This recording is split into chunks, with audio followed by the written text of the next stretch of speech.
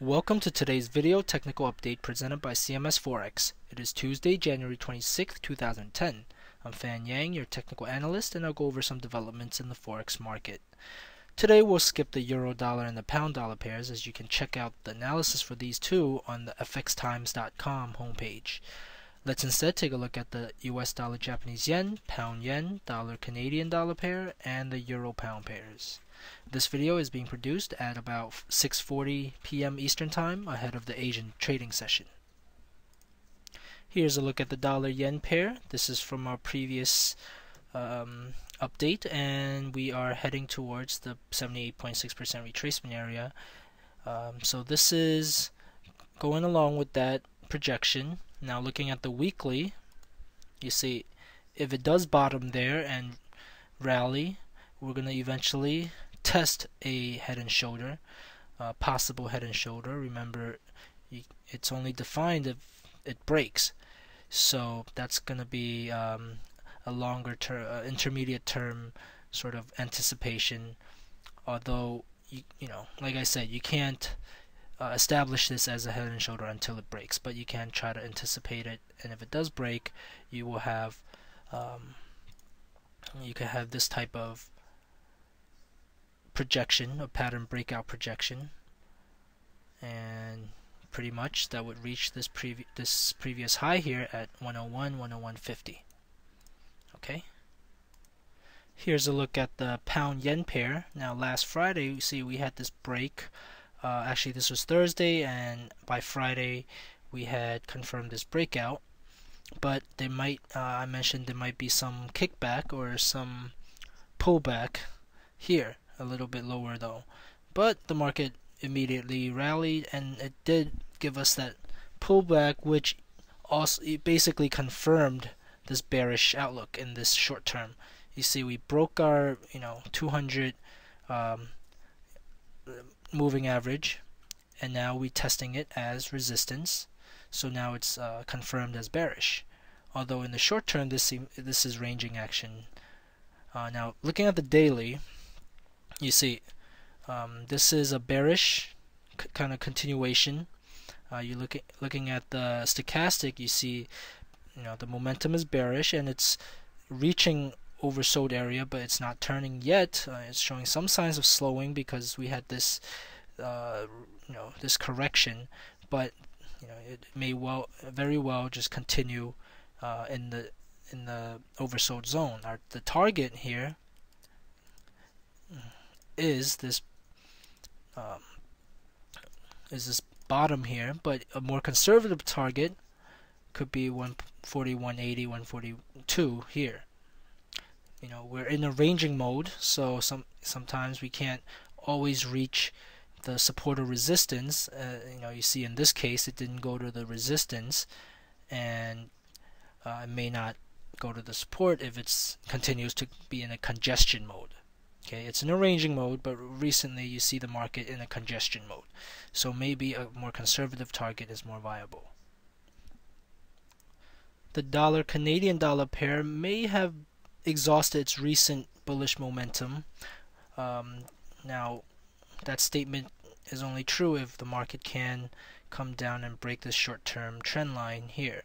But looking at the momentum, there's a slight divergence, a bearish divergence. You see here making highs, higher highs, and here it's making lower highs.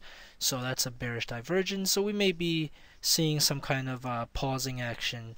Now, judging from the momentum of this rally, looking at the daily time frame, you see it was very consistent and persistent. So now it's testing our this range, this consolidation or congestion resistance. So there might be some resistance here, but judging from the action, price action, we may have we may just have a correction decline. Now going back to the 4-hour time frame, now if the market were to reverse in the Asian session, set up, you may want to set up this Fibonacci retracement, and if there a decline materializes, look for some bottoming action here. You see, this is the former top here at 1.04, and it's also 61.8% retracement. Now, if the market is bullish, it shouldn't come down further than this. Now, it could come down here, but that suggests the market isn't ready for the breakout yet. If it stops here, and if these two, this intermediate moving average and this is the long-term average, if the intermediate crosses the long-term average, that's also a bullish signal. So there might be some support here for this if it is indeed a start of a bullish trend. So looking at the daily, so if it is a start of a bullish trend, it's going to have to break this resistance here. Okay, and but for now, like I said, it's testing the resistance. This stochastic is showing some turning, so there may be some correction in the next couple of sessions. Okay, and that correction should be projected to some significant Fibonacci retracement zone. Continuing the update on Euro Pound, you see yesterday we projected some kind of rally here to 0.88. However, the 0.8850, 0.89. However, the market seems to have stopped here at 0.88. Now, the decline here doesn't seem to be very strong. So, looking at the 4-hour time frame, you see this was the decline, and today there was some support. So there it may be, this is from yesterday's. These lines are from yesterday's update. So this second swing up is still viable, but we'll see in the Asian session. You see, if the market indeed rallies, then we need to see a bullish candlestick.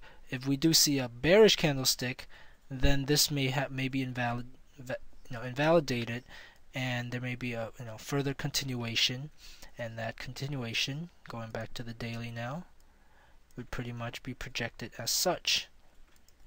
Going to our previous low here near 0.84, so this is the sort of intermediate projection if in the Asian session the market is not able to rally and instead declines. The confirmation would be a break below 0.8650, because that would be breaking this previous support here. Okay, so that's the Euro Pound pair. And that wraps it up for today. Visit fxtimes.com for more fundamental and technical updates, as well as educational live events. Once again, I'm Fan Yang, your technical analyst, wishing you good trading.